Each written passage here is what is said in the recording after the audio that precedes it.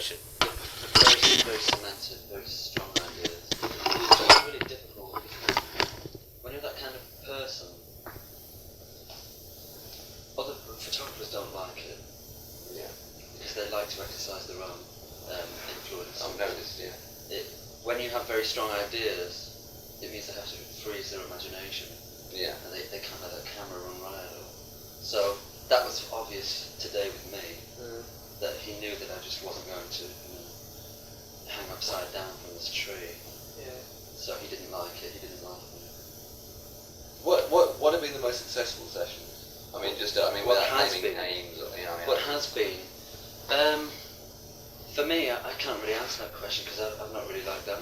No, well, I might be able to answer it because I think that our most successful sessions have been when they have been photo sessions as such, i.e. in an interview situation. Yeah, right. Because things like that, which is probably my favourite, and that one, and the one of me on the first LP, which are all not like photo sessions.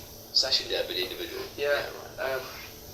They proved to be quite successful, those kind of shots. Who did those? Andy Cameron. And it was, literally just like an interview, and he was kneeling around chairs and so on with the zoom and just snapping away. And that kind of thing really works if you don't feel inhibited by whoever's behind the lens, because we were talking to some other journalist at the time. So, but that really worked, that kind of thing. If there was no kind of when you get into a session, sometimes you can't help but feel a bit like contrived. Yeah. Yeah, and a little bit unnatural, and maybe because of that, life situation sometimes good, but more often than not, it's very kind of rock and roll. Seeing a big light structure behind, right? Roadies running around and that kind of thing. Well, you've had, more so than anyone else, I think Morrissey takes really, really good live shots. There are loads of live shots of you. We do a lot of gigs, but there always seem to be live shots of you around. That the LP, first shot on the LP was a live shot. Yeah. Talking of the perfect photograph. What about the best pieces that have been written on the Smiths? Yeah. Let's talk about the Smiths. Right, as opposed to what? As opposed to your. To me, the Smiths seem to be more than just, and that maybe is one of the problems that every time I eulogise about the Smiths, people immediately take offence to you. Not immediately. I didn't think it's going to be terrible. But people either say, "Oh yeah, they're really great," but if they have criticisms, they go straight to you, and they will usually end with, "But yes, he's good." I know that, and I think it really stems from overexposure. People get tired of seeing particular faces, and for a time there were lots of pictures of me splattered about, and it did seem completely separate from the Smiths. And in many magazines, interviews were centred around non-musical topics, which seems very trivial. Yeah. Well, it can be trivial. Trivial. Very serious musicologists don't like that. Yeah. They like everything to be related to the records. But these are just snares that it's easy to fall into. Well, obviously, with the Smiths, that they are part and parcel of the same. Well, I always felt that there was no polarisation, and anything that I said was on behalf of everybody else. Yeah. And I felt that if people disliked me, or disliked any member of the group, then it naturally stood that they didn't like the group. I couldn't have it any other way. I must say, without it trying to sound too much like a shallow defence, that it was really instigated from the start by the other group members, if you like, that Morrissey should be really the focus in a big way, in a way that wasn't seen before. Well, it hasn't been seen for a long time. Yeah. For them to be. Could you see the? Could you envisage that the possible provocative chemistry? That's why. Yeah, right. That's yeah, exactly so why. right. Because, in all honesty,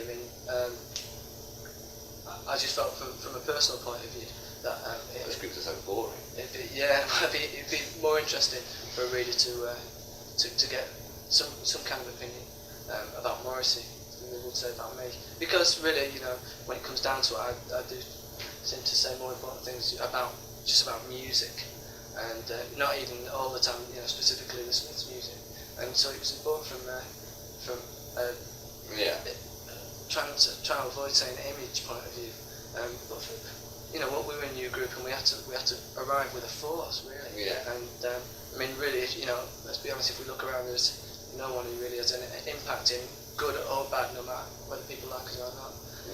As Morrissey, and I was aware of that right from the start. And I mean, I don't want it to sound like too tactical. No, it was just these things that would just happen as an instinct, really. I mean, it was an instinct to kind of, for me certainly anyway, to try and shy away from interviews. But I mean, that's nothing really when you think about Mike and Andy, who stay out of the picture totally, and that is. This is their choice. Yeah, of course it is. Obviously, Yeah, and that's something I admire because really it does. It just gives the attitude of Andy plays his bass and he regards himself as a bass player, and that's what he does, and that's what he cares about, and likewise with Mike, and they've obviously not suffered for it. Right, yeah. I mean, so let's sort of start. Well, not sort of start. I mean, going to the past. This sort of supposed meeting between the two of you. You heard exactly what about Morrissey? That it was. I mean, what was the word around Manchester? Well, it wasn't specifically around Manchester. It was just with a certain circle of older friends who'd come into contact with Morrissey via New York Doll's interest, really. And I think just sort of someone I know met Morrissey in a record shop. And I think that's the whole thing. I think you're going to have to explain. You see, like Manchester is not an area that I'm that well acquainted with, and I am a southerner. Yeah. I think we're going to have to. No, I'm sure if I was. Nothing comes from the north, but I am a southerner. Well, if I would have been 4 years older, say 18, then I would have been in and around town and going into town, the actual city centre, drinking and so on. But I wasn't. I was probably about 14, 15, say 15, the oldest. And what I did was just play with older musicians, really. We all regarded ourselves as musicians, and they were desperately trying to get a serious group together and made a stab at it a number of times. And on one of these occasions, it was they tried in earnest to get Morrissey as a singer. That was the way I remembered. So and I didn't hear ever anything between then and actually meeting Morrissey about any other singer. This is like how long ago before the Smiths? 3 years, something like that. 3 years. Had you formed at this time, or was this just was this like almost the Johnny Rotten concept of there's an interesting guy, he could be a singer? I think that was it. That was it, yeah. And so I just had this in mind for all the time. Really, all the time I was looking for a serious group. I knew that eventually. What? I mean, do you recall anything they said that actually struck your imagination? That, I mean, names come up, but I mean, this guy is what? There was, apart from his obviously he had a reputation for writing really interesting lyrics. When around that time, that was something really special indeed. And I must say, he had a really intriguing persona. Yeah. I could gather because people were trying to get hold of him and couldn't, and very elusive, really. Yeah, elusive. And very useful sometimes. Very useful. Well, that was it entirely, really. I mean, this is getting a bit like This Is Your Life, right? No, I mean. A young guitarist who's desperately looking for this kind of stuff, the song. You didn't want. Were you ever at a stage where you just wanted to join another group? Did you ever? Were you at a stage? Have you ever been at a stage where you actually wanted to front another group? No. Vocally. No, because ambitions. Certainly not really. No, because I've never had any kind of misconceptions about my abilities to sing. I can keep in tune, but I'm not exactly an interesting singer. I never had any notions at all about fronting a group because I knew I really wanted to be remembered. Yeah. If I was going to be remembered for being a guitarist stroke songwriter. let's jump just slightly ahead. I want to just nip back. When you first heard Johnny's music, when he played, I mean, you come around with acoustic guitar, electric guitar, what? No, I didn't come around with a guitar. No, I came around just to explain what I wanted to do, and then strangely we had like conversations for about 4 days after we met, didn't we? Just like talking about getting the group together. Yeah. And Morrissey hadn't actually presented me lyrics yet, right, these are what I think we should start the song as being our first songs kind of thing. And Morrissey hadn't heard me play, and it was and I had actually heard Morrissey sing, which is probably more to the point. He'd actually sung for you, No, I'd never, I hadn't heard him sing. Oh, I never heard him right. sing. So after about 4 days of the initial meeting, then Morrissey came round to where I was living, and we actually started writing a song. It was bizarre thinking about which it. has it gone down into the annals?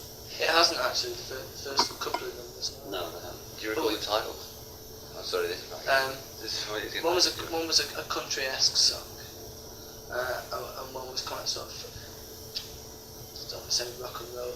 It was sort of in the Gene kind of mould. Do you recall the titles? Or were there I titles? can, but I don't think You would wish to. Fair enough. It's true. It's true. I mean, can we say at this point that your lyrics would have been very different? What can you say? Can you say? Well, I'd say yes, but naturally I'd say that. I wouldn't try to promote bad lyrics or anything. Yes, I thought they were, and were they redolent of what? I mean, I think just of a very inverted mode of living, which sounds quite dramatic and very. Were they? Would you say that they might have been false to your? You feel now to be your stance? No, not to me. I could imagine other people saying that they were unreal. And this was the main battle for me, as far as I could see, because although I knew I could write, and I had maximum faith in the things that I wrote, it was another thing to convey these things to people in an appealing way. Because I never wanted to be considered the creased, inaccessible, surreal, otherworldly writer, which I could gather that most people felt that's the way you have to be if you want to be taken seriously. I mean, to be great is to be misunderstood, etc. Yeah, I know what you mean. And people feel, well, if it's easily understood, does it have any value? Is it simple? Is it simplistic? Yeah, right. Yes, exactly. Yes. This is why when people send me poetry, as they do daily, it's always very, very strange, because it's always this very, very typical style of writing that I could remember from that period that other people used to use, and being very far-reaching and having nothing to do with daily life whatsoever.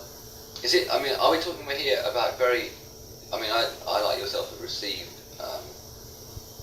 such prose, and it seems to be very, very angst-ridden in a sort of puerile way. Yeah. As if everything is so, this is like adolescence, bang the gong. It is, but when it's been written by people who should have passed adolescence, this considerable time ago, it becomes quite pathetic. Yeah. So, let's skip these two songs then. Let's get through these two songs. And no, when you first heard, this was the question, wasn't it? And actually, I like to go to the toilet before. You can mull on it for A lot easier than you did walking rough trade, isn't it? Ridiculous. So your 60 seconds are up. It's time to answer this question. Take the headphones off. Now, when you first heard Johnny play the music that he was playing, were you? What were your reactions to it? Well, when I first heard Johnny, that really wasn't the awakening for me. That came days earlier. I mean, the meeting was the awakening, infinitely and more. it had got to the stage that I was so impressed and infatuated that even if he couldn't play, it really didn't matter. These were the seeds here, and from these seeds, anything can be, anything can sprout. What like your conversations with the actual grist of them?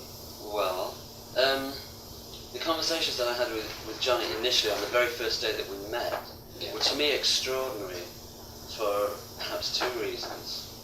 The first reason was that all the musical desires that I had harboured for years, if there were any other people existing who felt similarly, they were all very depressed individuals, very off the rails, unsalvageable, doomed characters. Yet Johnny had all these, had grasped the thread of all that was relevant, and yet he was a very happy he is a very happy person, very happy-go-lucky, very optimistic. Let's go out now and do something, and not wait till tomorrow.